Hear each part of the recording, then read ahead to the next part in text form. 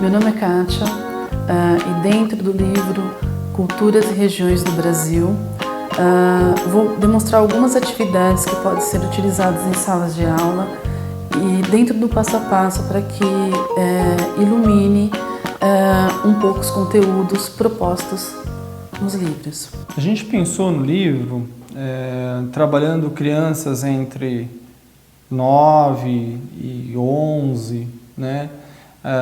Mas ele não foge muito assim, né? Ele exige que a criança tenha a capacidade de ler, né? Então, na medida em que ela tem a capacidade de ler, tem a capacidade de interpretar, é possível que ela se aproprie do livro. A gente pensa que a criança nessa fase, ela está numa escola e as pessoas acham que ela só deve ler e escrever. E a gente vai um pouco além, a gente traz propostas que a criança se aproprie de coisas e que ela trabalhe também as suas atividades motoras, trabalhe a sua capacidade de pensar e trabalhe a sua capacidade de se expressar de formas diferentes. Então, em toda a sessão onde tem o aprender brincando, eu vou dar o exemplo dessa parte, você tem sempre as instruções de como fazer, construir algo. E essa construção, ela vem em cima de elementos que foram trabalhados antes, né? Seja na história ou seja em elementos que existem em cada um dos lugares. Bom, eu vou começar com a proposta do pó de chuva, que é, na verdade, uma atividade ligada ao fazer, proposto em uma das nossas em um dos conteúdos apresentados e que de alguma forma pode estar ligado aos cantos de trabalho, aos sons de trabalho existentes dentro da proposta teórica dos livros. Os materiais que pensamos, né, na verdade são bem simples, materiais que podem ser facilmente pesquisados, conseguidos com vizinhos ou na nossa realidade, né? Enfim. Para o pó de chuva artesanal nas escolas, nós pensamos nesse tipo de material que seria totalmente descartável. Ele é um rolo, né? Um rolo de papelão, e esse rolo de papelão pertence a uma embalagem de papel laminado, como esses tem outros dentro do mercado, né? E se você dentro da sua região não tiver esse material aqui e tiver o próprio bambu, você pode fazer um pau de chuva original. Uma das coisas que sempre tá no livro do professor, que a gente orienta, é que qualquer material aqui, ele pode, e eu digo mais, ele deve ser substituído por algo que exista no seu espaço. Além do rolo, né, de papelão, a gente vai precisar de cola, uma fita adesiva, pode ser qualquer fita adesiva, não precisa ser essa toda colorida. Nesse caso eu estou usando a colorida para dar um charme e também poder deixar mais ilustrado aqui com uma outra cara, esse pau de chuva. Eu vou usar uma coisa muito simples, que é post-it. Poderia ser pedaços de papel, poderia ser a própria tinta. Você pode usar tinta, pintar depois. Por aí, nesse sentido, fica a escolha, né, do professor com os materiais que tem. Você pode usar papel, né, para decorar o seu pau de chuva. Além disso, eu trouxe algumas sementes diferentes. É bacana também o arroz, que eu não trouxe hoje aqui, mas que pode ser bem bacana, porque ele tem uma outra textura e em contato com esse objeto aqui, ele faz um som diferente, né? A característica do som, ela pode ser outra, pode dar uma outra qualidade de som, se a gente misturar as sementes maiores como essas.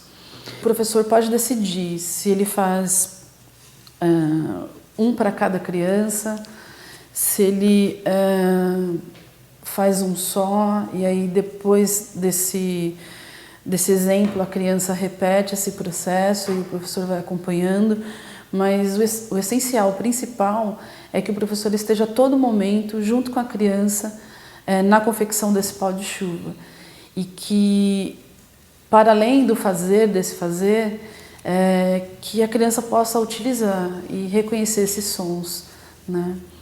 Nesse caso, nós tivemos, dentro dessa unidade, né, da Culturas e Regiões do Brasil, esse som ligado às apás, né, que são essas grandes cestas utilizadas para o arroz, né, para você tirar a casca do arroz. É esse som que nós buscamos aqui nesse pau de chuva artesanal, né? Embora ele também possa ser bem diferente, é estimulado por esse som que a proposta se deu a se fazer um instrumento musical. Então vamos lá ao nosso passo a passo. A fita, ela será utilizada, na verdade, para que a gente possa tampar uma das partes, né, as duas partes, na verdade, das extremidades desse cone. Tá? Depois que você tem totalmente vedado, né, se você quiser utilizar, por exemplo, papel para cobrir essa parte crua, né, e estimular uma cores diferentes, você pode fazer isso. Então, você pode pensar aqui nesse tamanho, né, para depois recobrir esse corpo que está cru. Bom, uma parte dela já tá pronta, então eu vou colocar aqui os grãos.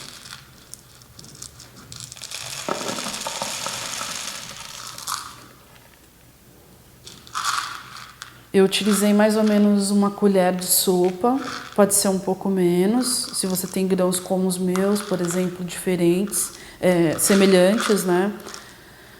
No caso, se você tiver grãos menores, pedrinhas maiores, você pode dosar isso em 2 colheres e meia, que é mais ou menos o que eu fiz aqui.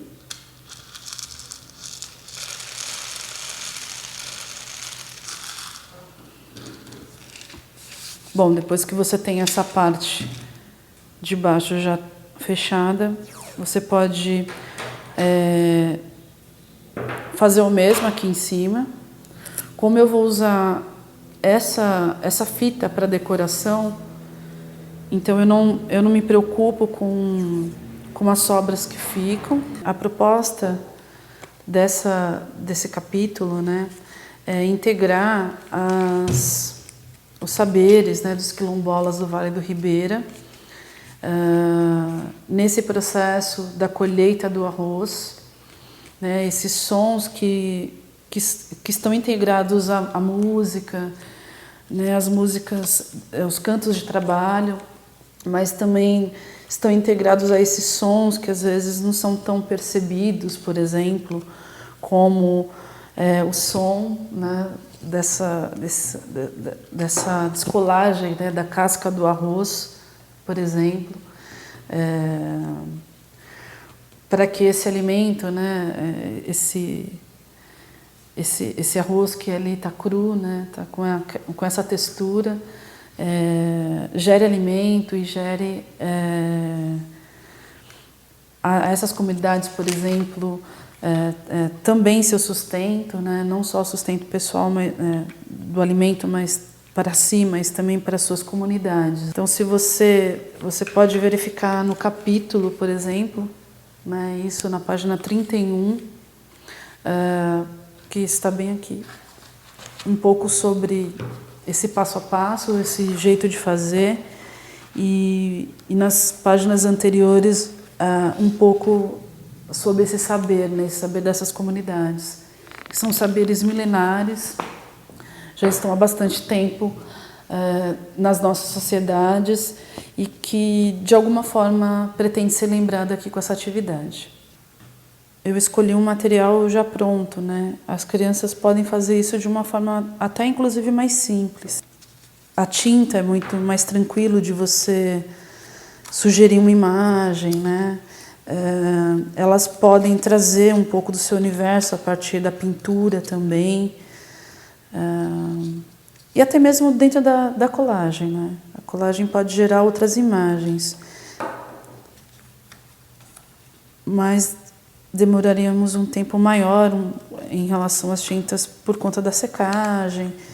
Se você optar pela tinta, por exemplo, né, você tem que pensar no tempo de secagem que essa tinta terá em relação a esse material que está aqui, né, que nesse caso é o papelão.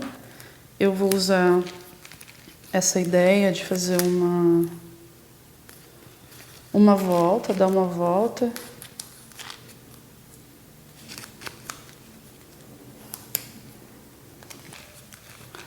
Bom, é isso. Tá pronto.